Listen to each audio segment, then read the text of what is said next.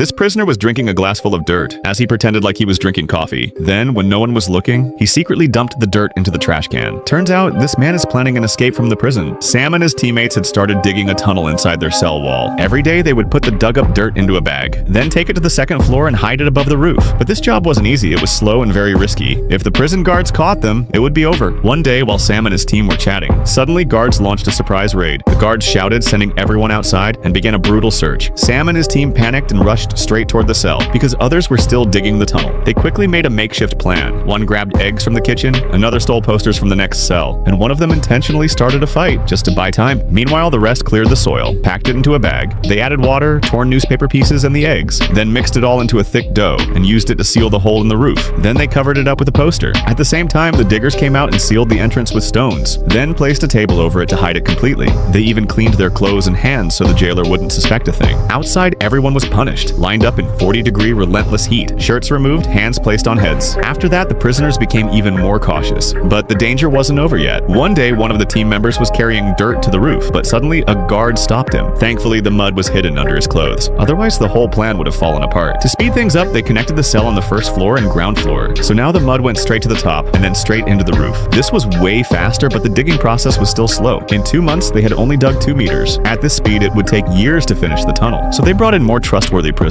and expanded the team. Now, instead of 1, they did 4 rounds of digging. Each round was 3 hours, 12 hours of digging daily. Hundreds of kilos of dirt came out every day. But to avoid suspicion, they never looked tired. They exercised regularly and participated in prison activities. But then one day, a team member passed out inside the tunnel. That's when they realized oxygen levels were dropping deep inside. The next day, they arranged a motor from the workshop with one condition. The workshop guy would also get to escape the prison. They connected the motor to a fan and pumped oxygen through plastic pipes, then illuminated the tunnel by using wires and bulbs. After 500 days of hard work, the tunnel finally reached outside the prison walls. The man outside saw red ink as a signal and confirmed the exit. But the exit was still 15 meters away from the safe zone and way too close to the prison walls. It was too risky, so they had to dig even further. And that's when an earthquake struck. Chaos broke out in the prison. The tunnel was on the verge of collapse. Everyone ran to the assembly area. The guard counted the prisoners and got suspicious. The guy digging the tunnel pretended to have a twisted ankle and came outside. But the guard's suspicion only grew. He threatened a prisoner and forced him to spy on Sam. Meanwhile, the team checked the tunnel. Some areas had weakened. Even the slightest earthquake could ruin the 500 days of work. So they made a plan. They will escape today during the movie night.